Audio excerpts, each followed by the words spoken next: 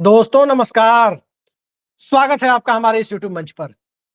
दोस्तों, राहुल गांधी ऐसा लगता है कि नरेंद्र मोदी सरकार के पूरे सिस्टम से एक साथ मुकाबले के लिए उतर गए हैं और लोकतंत्र में लोकतांत्रिक ढंग से मुकाबला करना चर्चाओं के माध्यम से, आलेखों के माध्यम से, ये दरअसल लोकतंत्र के द्वारा दी गई वो ताकत है जिसका इस्तेमाल आम जनता भी चाहती है कि सत्ता में बैठे हुए हुक्मरान, चाहे वो सत्ता के सिंहासन पर हो, चाहे मुख्य विपक्षी दल का दर्जा प्राप्त हो, सबको करना चाहिए। डेमोक्रेसी के बारे में, संसदीय व्यवस्था के बारे में डॉक्टर राम मनोहर लोहिया कहा भी करते थे कि अगर सड़कें सूनी हो जाती है तो संसद आवारा हो जाती है। लेकिन यहाँ संसद के आवारा होने की नहीं, बल्कि मौजूदा दौर में सिस्टम के आवारा होने की तरफ यदि राहुल गांधी इशारा कर रहे हैं और सीधे सीधे सरकार के अंदर खामियां, सरकार की खामियों से भी कहीं ज्यादा सिस्टम की बदनीयति को जनता के बीच यदि बिहार चुनाव के पहले सामने ला रहे हैं, तो निश्चित तौर पर आने वाले वक्त में इसका परिणाम क्या होगा और किस तरह से तमाम संस्थाओं के ऊपर इक्का दुक्का को छोड़ दिया जाए, तो तमाम संस्थाओं के ऊपर जिस तरह से जनता अब संदेह की दृष्टि से देखती है, उस पर संदेह का दायरा और बढ़ता चला जाएगा। ताजा मामला, चुनाव कराने वाली संस्था यानी इलेक्शन कमीशन के ऊपर राहुल गांधी ने जिस प्रकार से अखबार में एक लेख के माध्यम से आरोप लगाए हैं, जरा उन 5 आरोपों को हम सिलसिलेवार ढंग से देखें तो कई सारी परिस्थितियां साफ हो जा सकती हैं। आप हमारी स्क्रीन पर एक अखबार देख रहे हैं। यह इंडियन एक्सप्रेस अखबार में आज विपक्ष के नेता राहुल गांधी का लिखा हुआ लेख है।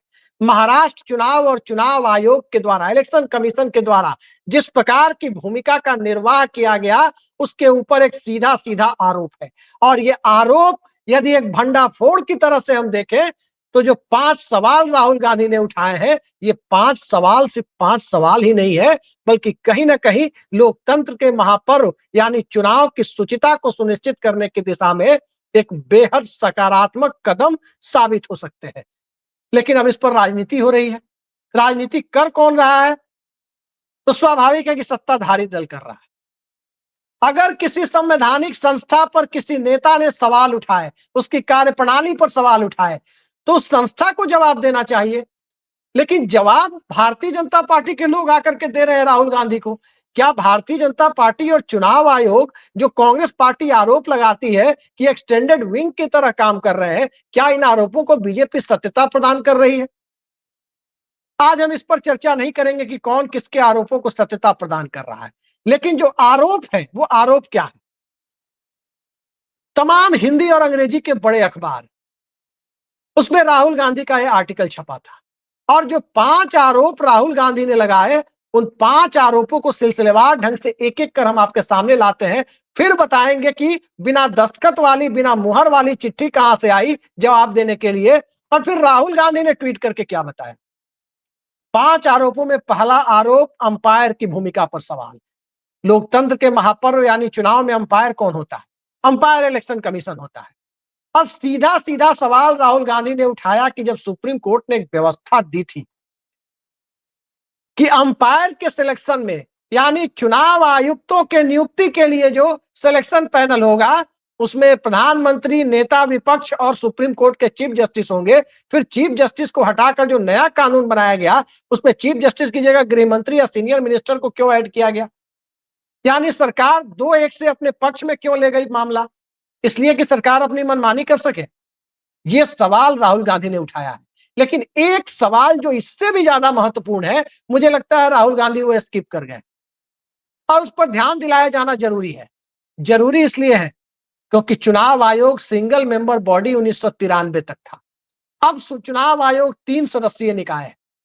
मुख्य चुनाव आयुक्त को भारत के संविधान के अनुच्छेद 324 के एक सब सेक्शन के तहत काफी संवैधानिक सुरक्षा मिली हुई है। यानी उन्हें पद पर बहाल तो सरकार कर सकती है, नियुक्त कर सकती है, हटा नहीं सकती उनके रिटायरमेंट के पहले। लेकिन उनके बराबर अधिकार जब 2 आयुक्तों को दे दिए गए, उन्हें सरकार सरकार के मुलाजिम की तरह जब चाहे बिठा दे, जब चाहे हटा दे, ये सिस्टम क्यों है? राहुल गांधी को एक सवाल दरअसल इस पर भी उठाना चाहिए था, लेकिन मुझे लगता है कि कहीं ना कहीं ये सवाल उनसे छूट गया। लेकिन है बेहद मौजूद सवाल, क्योंकि मान लिया जाए कि अभी जो मुख्य चुनाव आयुक्त हैं ज्ञानेश कुमार, यदि वो अड़ भी जाए कि वो निष्पक्षता से काम करेंगे, अगर बाकी दोनों उनके साथ अड़ने के लिए तैयार नहीं है, बाकी दोनों सरकारी मुलाजिम की तरह काम करेंगे, तो भले ही मुख्य चुनाव आयुक्त ज्ञानेश कुमार है, वो दोनों मिलकर के 2-1 से फैसला अपने पक्ष में करा लेंगे। ये एक सवाल है जिस पर सवाल उठाया जाना चाहिए था। तो एक अंपायर की भूमिका पर राहुल गांधी ने सवाल उठाए। दूसरा सवाल उन्होंने उठाया वोटर लिस्ट पर कि आखिर लोकसभा और विधानसभा चुनाव में महाराष्ट्र की जो वोटर लिस्ट थी उसे चुनाव आयोग दे क्यों नहीं रहा है, उसे सार्वजनिक क्यों नहीं कर रहा है। और ये बेहद महत्वपूर्ण सवाल है क्योंकि वोटर लिस्ट के बारे में जानना जनता का हक है, आखिर उसे छिपाया क्यों जा रहा है। जब नेता प्रतिपक्ष मांग रहे हैं, आम जनता को भी जब ये हक है कि वो वोटर लिस्ट को देख सके, इंटरनेट का जमाना है, ऑनलाइन जाकर देख सके, उस जमाने में वोटर लिस्ट को सार्वजनिक करने से पूरे स्टेट की वोटर लिस्ट को कि लोकसभा चुनाव में कौन सी वोटर लिस्ट थी और विधानसभा चुनाव में कौन सी वोटर लिस्ट थी, आखिर दिक्कत क्या है इलेक्शन कमीशन को? बेहद मौजूद सवाल है। लेकिन इससे भी बड़ा सवाल तीसरा सवाल है जो राहुल गांधी ने उठाया और वो सवाल दरअसल ये है कि महाराष्ट्र का विधानसभा चुनाव जो 2019 में हुआ, अक्टूबर महीने में हुआ और फिर उसके तकरीबन 4 साल 7 महीने के बाद अगला लोकसभा चुनाव हुआ, वो 2024 के अप्रैल मई में हुआ। तो 4.5 सालों में महाराष्ट्र में केवल 31 लाख मतदाता बढ़े। लेकिन मई 2024 के लोकसभा चुनाव और अक्टूबर नवंबर 2024 के विधानसभा चुनाव, यानी इन 5 महीने में 41 लाख वोटर कैसे बढ़ गए? 4.5 साल या 5 साल में केवल 31 लाख वोटर बढ़े 19 से 24 के बीच और 5-5.5 महीनों में 41 लाख वोटर बढ़ गए। इतनी बड़ी जनसंख्या महाराष्ट्र में 5 से 5 महीने में आ कहां से गई? अचानक इतने लोग कहां से बढ़ गए? और उसमें जो इस लेख में राहुल गांधी ने क्लियर किया है कि ज्यादातर वोटर 85 विधानसभा सीटों में बढ़े और उन 85 विधानसभा सीटों में बढ़े जहां भारतीय जनता पार्टी या एनडीए गठबंधन का प्रदर्शन लोकसभा चुनाव में बेहद खराब था। इस आर्टिकल में राहुल गांधी ने यह भी मेंशन किया है कि 1 लाख के करीब बूथ हैं महाराष्ट्र में और केवल 12,000 बूथों पर लगभग सारे या अधिकांश वोटर 12,000 बूथों पर बढ़ाए गए और वही 12,000 बूथ इन 85 विधानसभा सीटों में है। और इन 85 विधानसभा सीटों में जहां लोकसभा में बीजेपी पिछड़ रही थी, जहां वोटर इतने बढ़ा दिए गए, वो 85 विधानसभा सीटों में सीधे सीधे नए लोग आ गए, वोटिंग बढ़ गई। अब जरा उसके आगे की परिस्थितियों को देखें कि इन 85 विधानसभा सीटों में जब वोट बढ़ गया, तो जब वोट बढ़ गया तो उसके आगे क्या हुआ? एक और बेहद महत्वपूर्ण मुद्दा है, एनडीए जीत गई ज्यादातर में, लगभग सभी में, इक्का दुक्का अपवादों को छोड़ दे तो इन 85 सीटों पर एनडीए की जीत हो गई, भाजपा और सहयोगी दलों की। लेकिन उससे भी बड़ा मुद्दा यह है कि जब वोटिंग के दिन शाम में वोटिंग खत्म होती है, कहीं 5 बजे कहीं 6 बजे शाम में वोटिंग खत्म होती है, उस वक्त कुछ लोग आकर लाइन में लग जाते हैं वोटिंग खत्म होने के 5-7-10 मिनट पहले। जो भी 5-7-10 लोग लाइन में रहते हैं उनकी वोटिंग को करा लिया जाता है, भले ही उससे 5-10 मिनट या 20 मिनट या आधा घंटा टाइम आगे बढ़ जाए।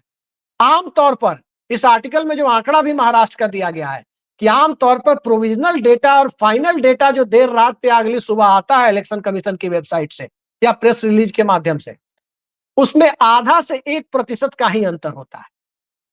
इस विधानसभा चुनाव में महाराष्ट्र में जो अभी अक्टूबर नवंबर में हुआ है, 58.22% प्रोविजनल डेटा था और 66% पहुंच गया फाइनल डेटा। तो ये लगभग 8%, 7.83% ये डेटा कैसे बढ़ गया? इतनी वोटिंग कैसे बढ़ गई?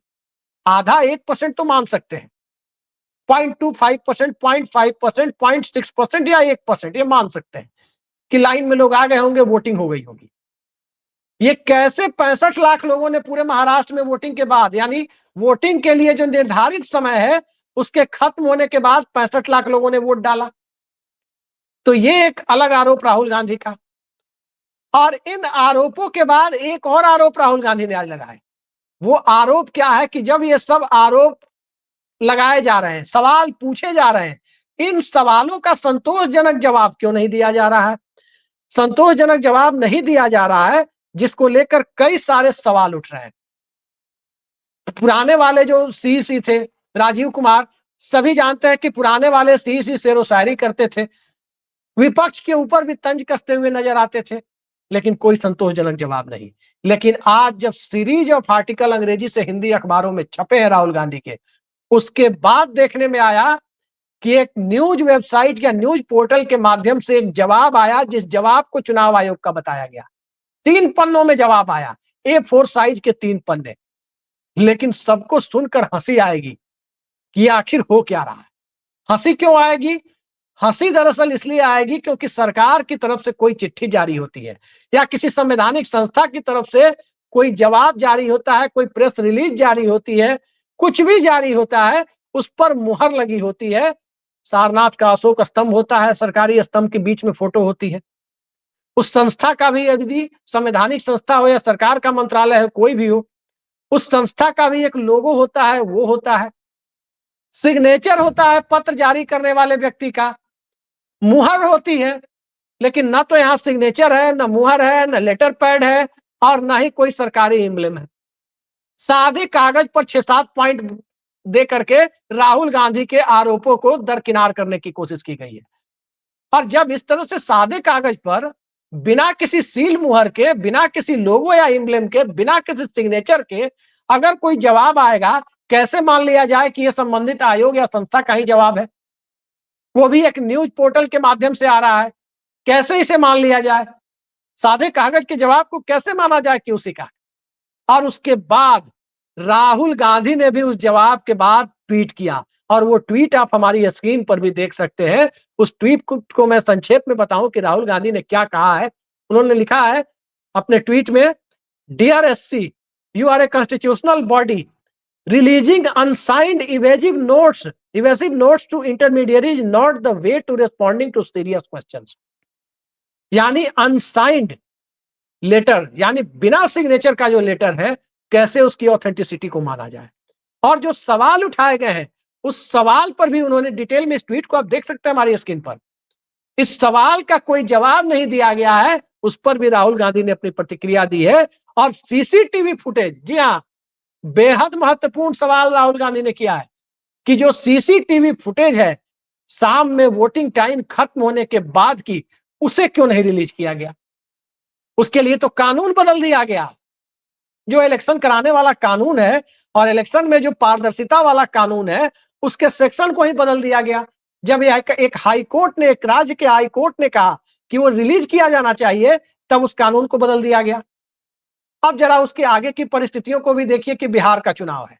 बिहार का चुनाव इस देश के लिए परिस्थितियों को बदलने वाला या परिस्थितियों को उसी दिशा में और आगे ले जाने वाला चुनाव साबित हो सकता है। सभी मानते हैं कि बिहार पर का जिस दिन भगवाकरण हो गया, उस दिन इस देश में 15-20 सालों तक मौजूदा सिस्टम को हिलाया नहीं जा सकता। तो क्या बिहार में भी महाराष्ट्र वाला खेल होगा? इन सब पर इन सब पर जब राहुल गांधी ने सवाल उठा दिया, तो इन सवालों को देखते हुए कुछ बातें और सामने आती है कि आखिर राहुल गांधी ने जो सवाल उठाया है, वो एक पार्टी के नेता का सवाल नहीं है, बल्कि जनता के मन में भी इलेक्शन के सिस्टम के प्रति जब से मशीनी व्यवस्था आई है, एक नए तरह का जो संशय का वातावरण है, उसको खत्म करने की दिशा में उठाया गया। पिछले बिहार विधानसभा चुनाव को देखें। अब चूंकि बिहार की चर्चा हम इसलिए कर रहे हैं क्योंकि अगला चुनाव ही बिहार का है। अभी 4 महीने बाद वहां चुनाव है। तो बिहार के चुनाव में भी महाराष्ट्र की तरह ही फुटेज नहीं जारी की जाएगी।